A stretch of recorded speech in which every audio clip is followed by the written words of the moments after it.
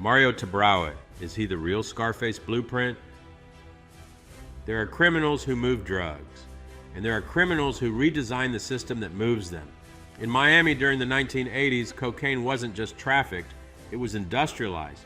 Planes, warehouses, shell companies, accountants, enforcers, and at the center of one of the most sophisticated trafficking networks in South Florida was a man who didn't just resemble a movie character. Some say the movie resembled him. His name is Mario Tabraue. This is not a story about fiction. This is about how real cartel infrastructure inspired American pop culture, and how myth, money, and violence blurred into something permanent. This is breaking down the cartels. Origins, from exile to opportunity. Mario Tabraue was born in Cuba and arrived in the United States as a young refugee. Like many Cuban exiles in Miami, he entered a city shaped by displacement, ambition, and survival. Miami in the 1970s was not yet glamorous. It was porous, under-policed, and perfectly positioned. South Florida sat between producers in Colombia and consumers across the United States. Drugs didn't arrive randomly. They followed logistics. Tabraue understood logistics. By his 20s, he wasn't a street dealer. He was a coordinator, and that distinction matters. Cartel connections, a system, not a street gang. Mario Tabraue was not Pablo Escobar. He did not control coca fields. What he controlled was distribution. Federal prosecutors later described his organization as one of the most prolific drug trafficking networks in South Florida history. At its height, the Tabraue organization handled tens of millions of dollars in marijuana and cocaine. This required Colombian supply contacts, air and maritime transport, warehouses and offload crews, armed enforcement, money laundering pipelines. This was cartel outsourcing. Long before the term existed, Colombian cartels needed reliable American partners. Tabraue provided reliability. He didn't need to run the cartel, he plugged into it. Violence as policy, court record versus press retelling. Drug trafficking at this scale cannot exist without violence. That is not opinion, it is operational reality. During Mario Tabraue's federal racketeering prosecution, prosecutors presented evidence that his organization enforced discipline through intimidation, disappearances, and extreme acts designed to deter cooperation. Court records and trial summaries describe the killing of a federal informant linked to Tabraue's network as particularly brutal, citing testimony that the body was mutilated after death to prevent identification and send a message. Mario Tabraue himself was not convicted of murder in that case.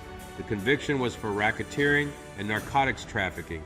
That distinction matters legally, but it does not erase the narrative prosecutors presented, because in organized crime cases, the government does not need to prove who pulled the trigger, to prove who set the rules.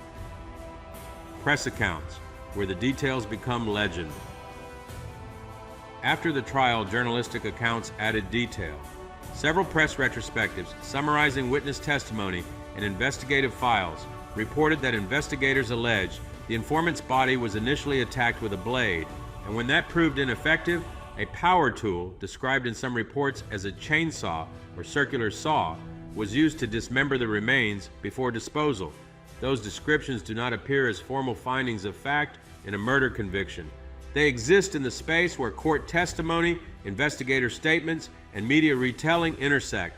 That space matters, because reputation in cartel economics is enforcement.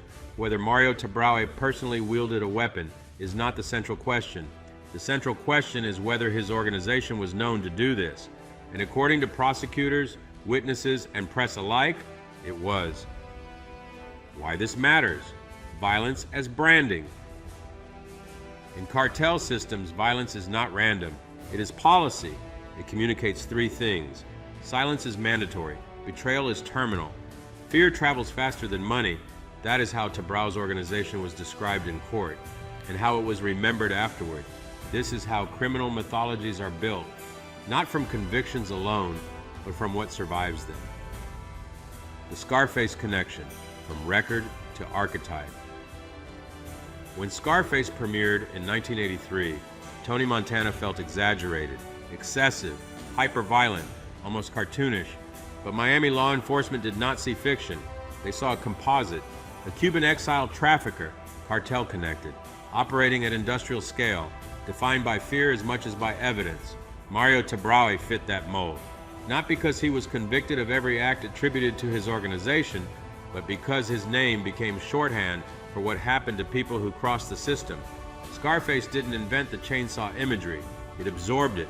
Hollywood didn't need proof beyond a reasonable doubt, it needed plausibility, and Miami in the 1980s provided it. Operation Cobra, The Fall. In 1987, federal authorities launched Operation Cobra. This was not a single arrest. It was a dismantling, wiretaps, surveillance, cooperating witnesses. Tabraue was arrested and convicted on racketeering and narcotics charges. The sentence stunned Miami. 100 years in federal prison. The Scarface story always ends the same way. Cooperation and release. But this story took a different turn. Mario Tabrawa cooperated. He provided information on traffickers, logistics, and money flows. After roughly 12 to 14 years, he walked out of prison. Not absolved, not forgiven, but free. Reinvention, a different kind of power. After prison, Tabraue reemerged in a different world. Exotic animals. He founded the Zoological Wildlife Foundation in Miami. Tigers, lions, apex predators. To supporters, it was conservation. To critics, it was another high-risk enterprise built on control, spectacle, and danger. When Tiger King aired, the public saw him again. Older, quieter, but unmistakably the same presence. Some people leave the light. Others change the environment. Why Mario Tabrawa still matters. Mario Tabrawa matters because he represents a bridge between cartels and American distributors, between crime and pop culture, between fact and legend. He was not just a trafficker, he was a prototype.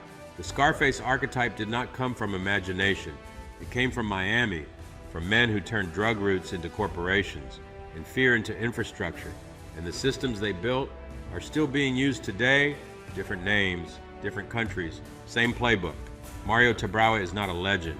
He is a case study, a reminder that the cartel economy does not require jungles or borders. It requires systems. And sometimes Hollywood just writes down what already happened. This is breaking down the cartels.